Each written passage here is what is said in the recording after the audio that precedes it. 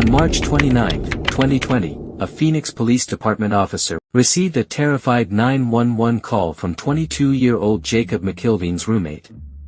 We currently have a roommate that we need to evict because he's been acting really weird and has made us extremely uncomfortable. And we wanted to do it today, but he disclosed to us that he has a gun, and I don't know if this is going to be something safe for us to do. McIlveen's roommates had asked him to leave their two-story home near 40th Drive and Pinnacle Peak Road, but he refused. Concerned for their safety, one of the roommates called 911 for the second time, reporting that Jacob was not opening the door and that she feared something ominous was about to happen. We don't know if he's on something or what, but he's not getting out of the house.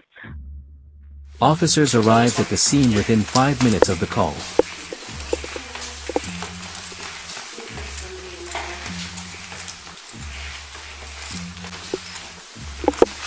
Jacob? Phoenix Police Department, can you come out for a second? At first, Jacob McIlveen didn't respond. For nearly 20 minutes, there was silence, until he finally opened the door. Do you mind if I see your other hand? You good? You okay? You okay, man? I feel like all of you are fucking with me. We're not, no, man. We're not. We're actually here to try and help. You have rights as a tenant, and so does the owner of the house. So we're just here to be sure that nobody fights with anybody and that you leave and you're on your way and then we're out of here. That's all. Are you telling me the truth? Yes, we are. I promise you. You have my word, okay? The whole truth? The whole truth. You're not in trouble. Police attempted to calmly explain the situation and urged him to leave the house peacefully. But it quickly became clear that Jacob wasn't interested in cooperating. It was as if he had already made up his mind. I'm going to get your stuff. Both of you. What are the colors of the items? She has to stay down here. She has to, okay? He responded with arrogance, ordering officers to retrieve his belongings and stalling for time by making excuses, asking for a drink, rambling about unrelated topics, and refusing to take anything seriously. Are you on this? Am I what? Are you on this? On whose? Are you on this? Honest. Am I Honest. honest? Is that what you said? I'm sorry, I didn't hear you. No, are you on his? That's what I thought you said. On the lease? No, are you on his? On his? Are you on his? What does that mean? I'm sorry. I don't know what you mean. Look how you're standing. Look how your feet are. Okay. Right? Jacob. That's what I'm trying to ask you. Oh. I don't understand what you're saying. Eventually, Jacob agreed to exit through the front door, but it was another act of deception. As I'm walking backwards out, you can walk with me. So we're maintaining So it's equal. the give and take. After more than 30 minutes of back-and-forth conversation, he abruptly slammed the door in the officers' faces and began barricading the entrance with furniture from inside the house. There you go. That's fair. As the situation escalated, additional officers arrived on scene. That's when they learned there was still another roommate inside, locked in a room and too frightened to come out.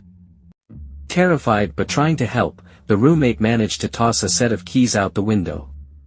Officers used them to unlock the front door and forced their way in, pushing past the furniture Jacob had stacked to block their entry. Despite repeated calls from officers, Jacob refused to come downstairs. Jacob! Jacob!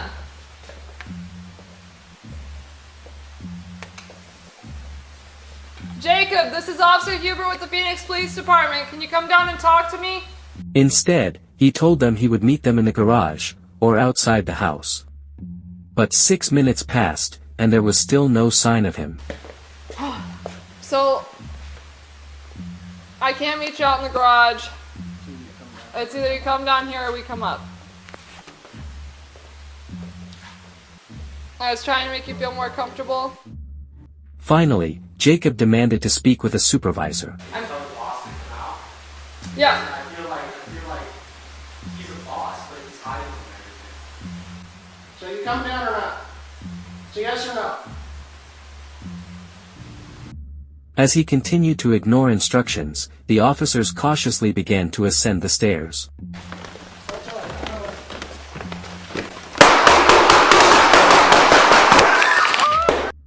That's when Jacob opened fire. In the chaos, officers returned fire, but not before 3 of them were hit.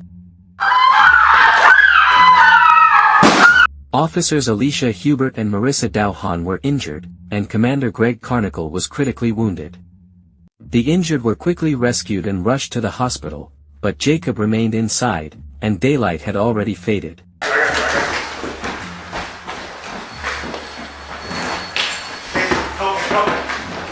I'm holding right here.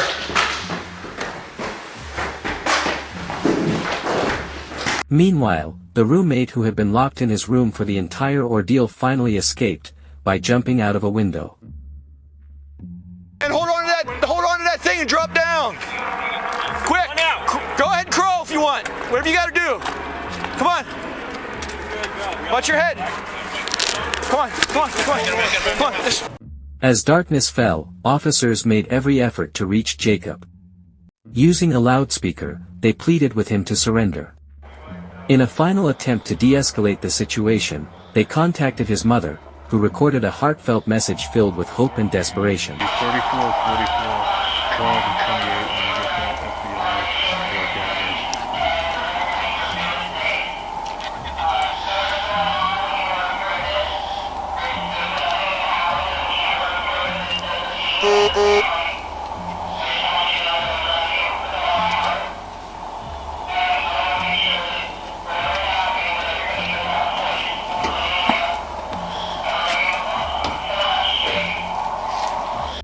Around 7:30 p.m. that message was broadcast to him, "I love you so much, Jake."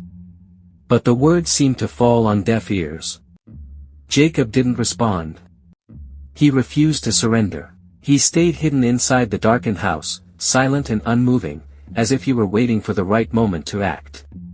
What he planned to do next, no one could predict. Shortly before midnight, around 11:50 p.m. Jacob McIlveen crawled out of a window and into the backyard.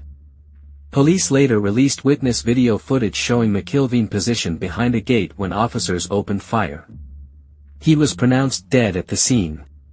McIlveen was armed with a firearm that had been dropped by one of the officers during the initial confrontation nearly 4 hours earlier. The standoff ended with McIlveen being fatally shot by police. According to the department, at least 3 officers discharged their weapons during the final encounter. Their identities were not publicly released. At the hospital, the injured officers were fighting for their lives.